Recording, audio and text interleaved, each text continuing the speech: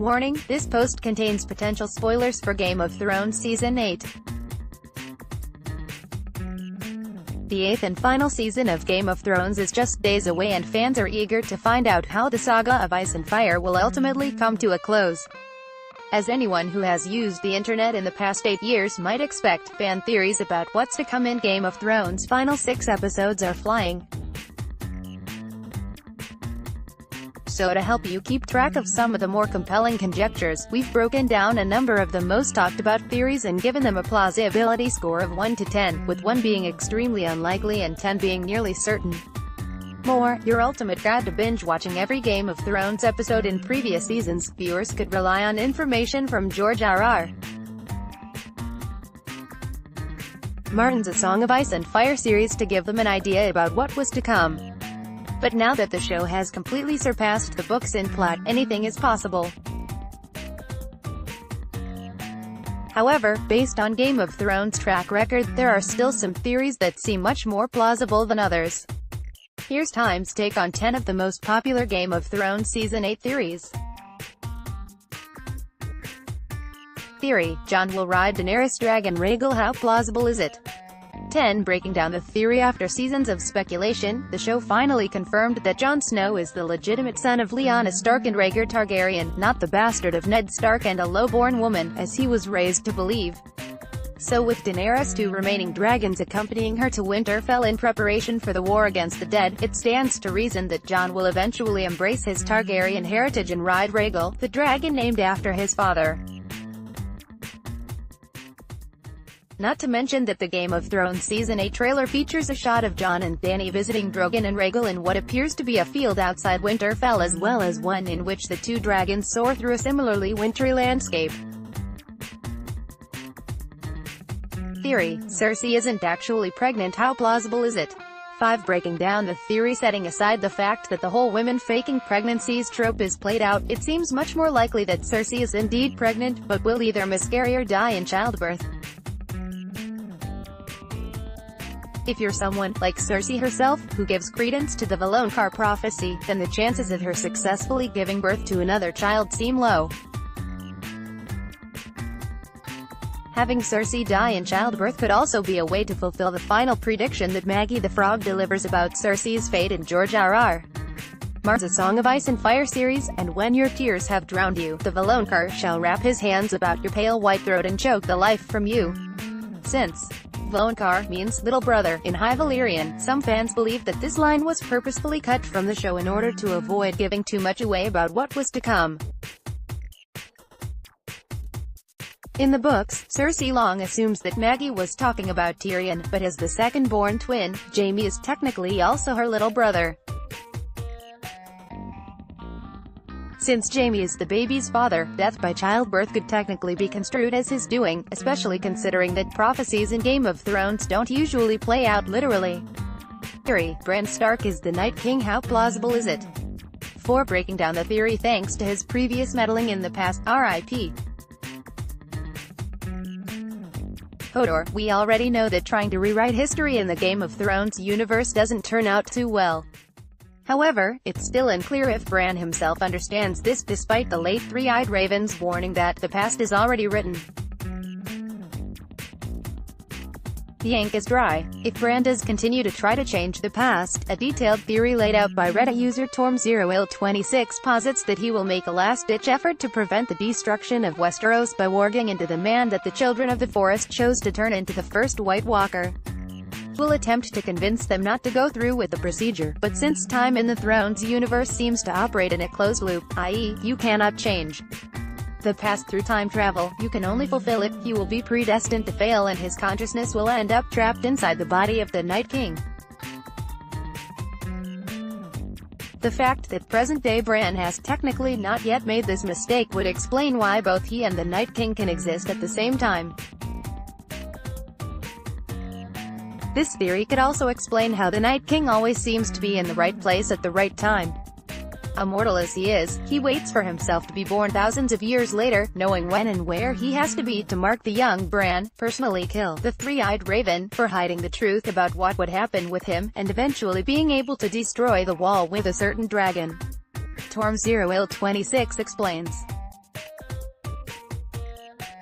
The reason the Night King doesn't end his misery by killing his younger self is that he has finally learned the ink is dry and he would fail again. The reason he doesn't kill Jon Snow, and instead observes him at Hardhome, will be covered in the end. On the other hand, the fact that the Night King is a show-only character, the books have yet to even mention any sort of White Walker leader, makes the idea of Bran's fate and the outcome of the show as a whole being so directly entwined with his seem pretty off base. Theory: Littlefinger is still alive. How plausible is it? 3. Breaking down the theory: is there a chance that the person who Arya killed in the Season 7 finale wasn't actually Littlefinger? According to YouTube user Neo, the answer is yes. In a 2017 video that went viral recently, Neo speculates that a cryptic sequence in the 5th episode of Season 7 could be proof that Littlefinger paid one of the faceless assassins to take his place at Winterfell after realizing that Sansa was turning on him. The scene in question shows Arya spying on Littlefinger as he gives a coin to an unknown young woman who appears to whisper to him, "Your time's up." If this theory turns out to be true, it would mean that every time we saw Littlefinger following this scene, it was actually that young woman wearing his face. While Littlefinger previously revealed that his great-grandfather hailed from Braavos, where the faceless assassins are trained, it still seems unlikely that he will return to play a role in Game of Thrones' final 6 episodes considering how many other storylines still need to be wrapped up. Theory: the Night King will raise the dead in the crypts of Winterfell. How plausible is it? 7. Breaking down the theory: the Game of Thrones Season 8 trailer opens with a terrified Arya sprinting away from an unknown enemy through what looks like a Winterfell corridor. The scene then cuts to what seems to be an earlier shot of her holding a dagger made of dragon glass, one of the 2 materials that can kill White Walkers and Whites. "I know death, he's got many faces," she says. "I look forward to seeing this one." Arya has faced down a variety of foes in her day and seems to be nearly fearless at this point. So anything that frightens her to that extent, especially when she has a weapon capable of taking out even an undead attacker, is likely to be truly horrifying. If we assume that the chase scene takes place during the final showdown between the living and the dead, which seems likely, then the idea that Arya is being hunted by the reanimated bodies of her dead family members could make sense. Plus, maybe there's a reason the Winterfell crypts have appeared in the Season 8 teasers. Theory: Melisandre will return to Westeros with an army of R'hllor worshippers. How plausible is it? 9. Breaking down the theory: we know that Melisandre left Westeros in Season 7 to sail to Volantis, the home of the largest Red Temple of R'hllor, another name for the Lord of Light in the Game of Thrones universe. But judging by her conversation with Varys prior to her departure from Dragonstone, she seems to fully intend on making her way back to the Seven Kingdoms. "I will return, dear Spider, one last time," she told him. "I have to die in this strange country, just like you." Melisandre has long been a controversial character in the world of Game of Thrones. While she is guilty of atrocities like burning Shireen at the stake as a sacrifice to the Lord of Light, she has partially redeemed herself in some fans' eyes by resurrecting Jon after he was murdered by his Night's Watch brothers. It's not always clear what her motivations are, but she generally seems to believe that she is acting in the name of the greater good.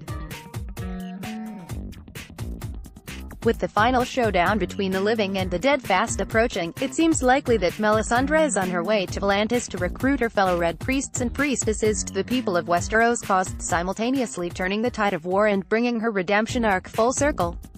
And considering that Kinvara, the High Priestess of the Red Temple at Volantis, has already declared Daenerys to be the one who was promised, it doesn't seem like Mel will have too difficult of a time convincing her to rally her army to the Mother of Dragon's side. Theory: Arya will kill Melisandre. How plausible is it? 7. Breaking down the theory: when Melisandre showed up in the Riverlands in Season 3, she immediately got on Arya's bad side by buying Gendry from the Brotherhood without banners. When Arya confronted her about her intentions, Mel appeared to be uncharacteristically shaken up. "I see a darkness in you," she told Arya. "And in that darkness, eyes staring back at me." Brown eyes, blue eyes, green eyes. Eyes you'll shed forever. We will meet again. Some fans believe this scene hints that Melisandre has seen her own death at Arya's hands, a theory that seems to be reinforced by the addition of Melisandre to Arya's kill list as well as the cryptic Season 7 revelation. When we last saw a Red Priestess at Dragonstone Inn, the Queen's Justice, she told Varys that she was planning to sail across the narrow sea to Volantis, one of the free cities of Essos. She then made an ominous declaration concerning both their fates. "I will return, dear Spider, one last time," she said, referring to Westeros. "I have to die in this strange country, just like you." Melisandre apparently already knows how she will meet her end. And considering she has yet to cross paths with Arya again since their less than amicable introduction, it seems like a fatal reunion could be in store. Theory: Nymeria and her wolf pack will make a surprise reappearance. How plausible is it? 7. Breaking down the theory. For the first time since she chased Nymeria away to prevent the Lannisters from killing her, Arya was briefly reunited with her dire wolf when Nymeria's pack surrounded her on her way back to Winterfell in Season 7. Arya initially tried to convince her long-lost friend to return home at her side, but soon realized that, like her, Nymeria was no longer domesticated. Nymeria hasn't been mentioned on the show since. But in George R.R. Martin's A Song of Ice and Fire series, there have been several clues that Nymeria and her pack will have a role to play in the story's final outcome. Or, as Martin told Mashable in a 2014 interview, "You don't hang a giant wolf pack on the wall unless you intend to use it." Theory: Jaime will kill the Night King. How plausible is it? 5. Breaking down the theory. Jaime has come a long way since he pushed Bran out of a window for walking in on him and Cersei in the Game of Thrones premiere. Now that he's finally free of Cersei's influence, his storyline has even more room for redemption. Jaime has long been derided as a Kingslayer, Oathbreaker, man without honor, for stabbing Aerys to the Mad King Targaryen in the back while serving in his Kingsguard during the sack of King's Landing. But according to Jaime, the betrayal was not what it seemed. As he told Brienne after Locke chopped off his hand in Season 3, he only murdered the Mad King to prevent him from burning King's Landing and everyone in it to the ground with caches of wildfire that he had hidden under the city. The nickname, Kingslayer, has haunted him since that day. But if Jaime turns out to be one who kills the Night King, the context behind the nickname could be flipped on its head, in the best way possible. Theory: Clegane Bowl is a go. How plausible is it? 10. Breaking down the theory. Fans have been waiting for a one-on-one showdown between Sandor the Hound Clegane and Gregor the Mountain Clegane since Game of Thrones began 8 long years ago. The guaranteed-to-be epic fight has long been desired by viewers who want to see the Hound get revenge on his brother for horrifically burning his face as a child, as well as all of the other atrocities the Mountain has committed since that fateful day. The anticipation for Clegane Bowl was only amplified by their brief, yet ominous, confrontation in the Season 7 finale, making a deadly face-off seem more inevitable than ever. "You know who's coming for you," the Hound told his zombified brother at the Dragon Pit Summit. "You've always known. If Clegane Bowl doesn't go down in Season 8, the Game of Thrones showrunners may just have a riot on their hands." Write to Megan McCluskey at megan.mccluskey@time.com.